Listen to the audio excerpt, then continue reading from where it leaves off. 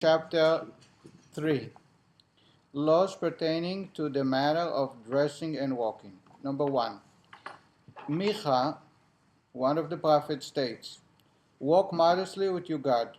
Accordingly, a person should be modestly in all his ways. Therefore, when he puts on and takes off his robe or other garments, he should be very careful not to reveal his body. Rather, he should put on and take off his clothes while lying covered on his bed.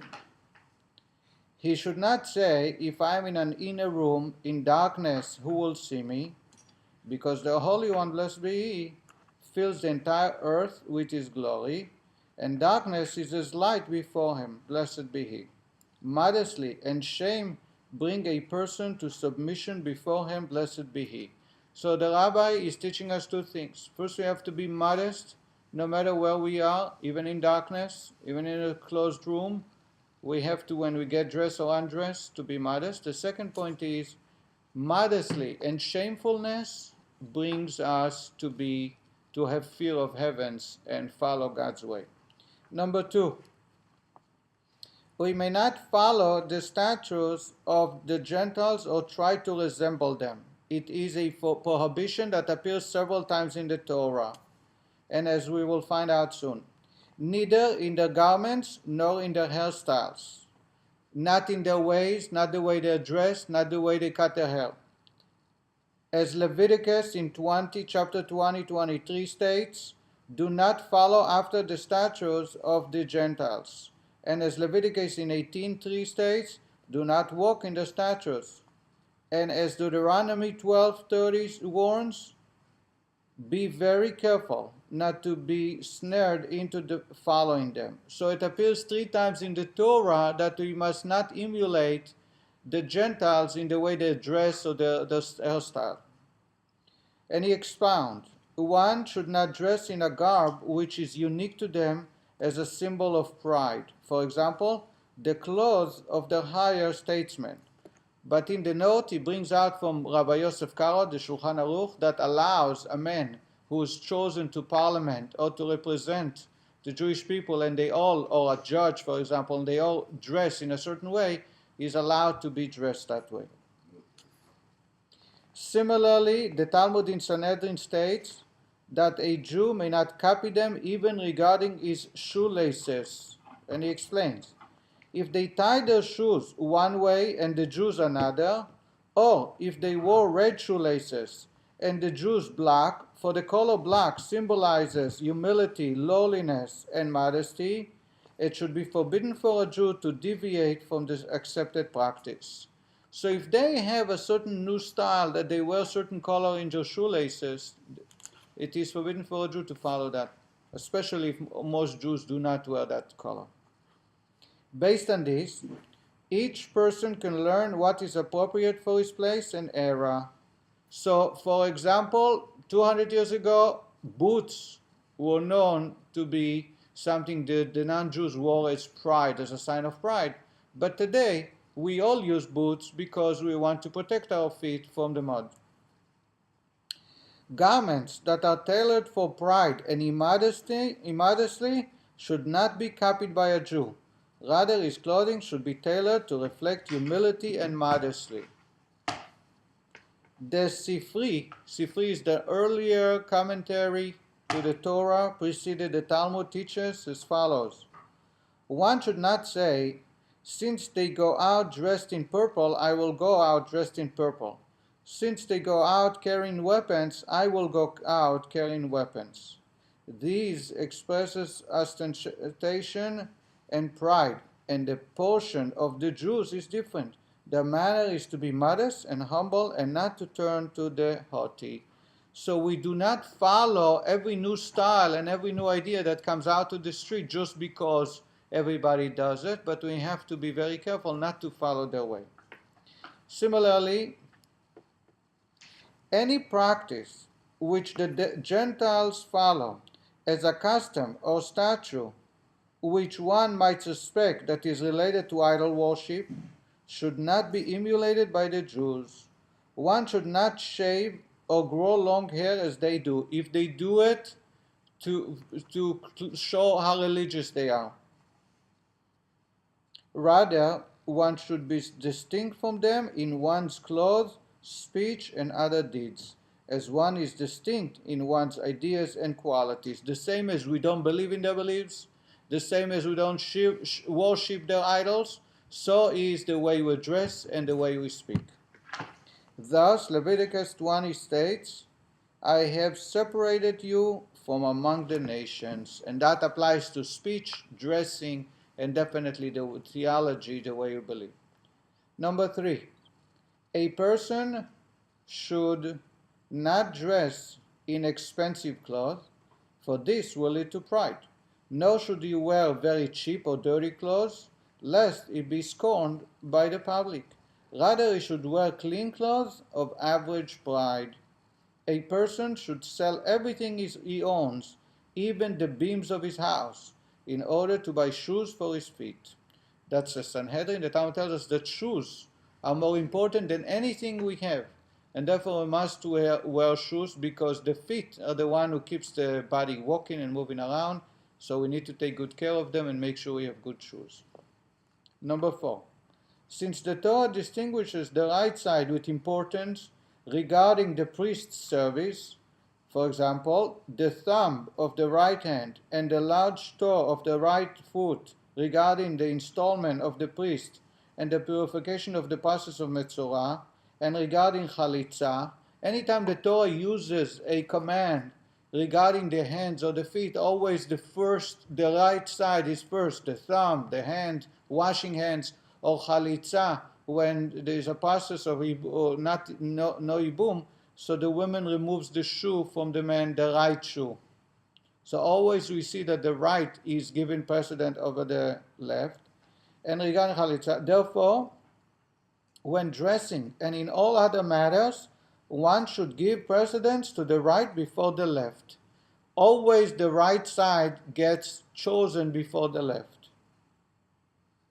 Also, when removing one's shoes or other garments, one should remove the left first, for by doing so one honors the right. So if I put on my pants, I put the right side first. If I put on my shirt, my right side first. When I wash hands, my right side first. If it's only done by with one hand, I use the right hand. For example, doing Kiddush, holding the Kiddush cup, you hold it with the right hand. Anytime you have an opportunity to use both hands, the first hand is the right. However, regarding tying, the left is more important, for the tefillin are tied on the left hand. Hence, when one must tie, he should tie the left first. Thus, when putting on shoes with laces, a person should put on the right side first and not tie it, put on the left shoe and tie it, and then tie the right shoe. The same applies to other clothes. If I have shoes with shoelaces, with laces, the first thing I do is I put on my right shoe, the right side gets first, and then I don't tie the shoes. Then I put the left shoe, tie it, because when it comes to tying, the left shoe comes first. What about untying? We talked about again, untying the right side comes first because it shows preference to the left side. Yes, Dick. One is left-handed and binds tefillin on the right. Left-handed, it does not mention here, but it will be mentioned later, exactly the opposite. Because tying is on the right side and the left foot is the most important, we put on the left foot first, put on the right shoe, and then tie the right shoe and tie the left shoe again. A person, the same is about anything. I'm sure you will talk about it later about left-handed. A person should take care not to put on two articles of clothing at the same time, for doing so may cause a loss of memory, and some say even taking off. So I have underwear and pants together, inappropriate to put together. There are many times that we have an opportunity to stick in a sweater and a shirt together, or taking off clothes at the same time. He's not talking about taking off, but putting on together. If I put two clothes at the same time, it will cause people to lose memory. 6. It is forbidden to... Huh? That explains it. Why my memory is gone. That explains what? Why my memory is gone. Okay. How to get it back. Let's move on. Number 6. It is forbidden to walk 4 cubits or to recite any holy words while one's head is uncovered. If I use God's name, I say a blessing, my head must be covered, and it is appropriate to cover our head throughout the day. Even children should be trained to cover their heads so that they will develop the fear of heaven, as is told regarding Rav Nachman bar Yitzchak. Covering the head is not a mitzvah, there is no commandment. However, today it became part of the symbol of the Jewish people covering their head, and therefore it takes a very important requirement. And that apply also to children. What? During the time of the Titanon, where the heads were covered? Was it always covered? It would, yes. It's the first also by the clothing, because most of the clothing They is the same. The head. They used to cover their head, yes. Who's that? Going back to the Talmud, Yeah. Matan Torah? Yeah, there is a rabbi that lived a couple hundred years ago named Marshall who disputes it, but most rabbis agree that at the time they used to cover. It says that they used to knit atef, they used to cover themselves with a prayer shawl throughout the day and fill in. And the prayer shawl was covering their head throughout the day. What's the story of Rav Nachman bar Yitzchak? An astrologer told Rav Nachman bar Yitzchak's mother, your son will be a thief. He looked at the son and says, this is going to be a thief, based on the time he was born. She did not allow him to go with his head uncovered and would tell him, cover your head so that you will have the fear of heaven. This is at the Talmudic time, 2,000 years ago. And he became a great rabbi. So we see two things. The first part we see, that to me is very important, is that we can change our luck. The astrologer who knew how to look, how to gaze in the stars, told her that by nature he's going to be a thief and very successful at that. She was able to change that. That's number one. So there is no such thing as predestined. No matter how we were born with certain desires and certain misbehaving, we always have the ability to overcome those urges. And the second point is that covering the head, being reminded that constantly God is watching over us, helps us stay in line and behave, even to those who have great desires to do the opposite. Why is the astrologer rather than a prophet? According to There was no Judaism- prophets at the time. And besides, you don't ask questions on a story. That's what happened. Somebody told it to her. Number 7. It is forbidden to walk with an upright posture and an outstretched neck, like the women described in Isaiah. Women walk the street that wants to draw attention. As he reads that, as he says in Isaiah in chapter 3, and they walk with outstretched necks. Nevertheless, so going like that with great pride to show everybody I'm around is inappropriate. Nevertheless, neither should one bend his hand down too much, because that is inappropriate either. Rather, a person should hold his hand in a manner in which he can see what is in front of him, but can also see where his feet are going, to be able to look straight and be able to see what's going on in front of us and to see what's going on the ground so we don't stumble upon something.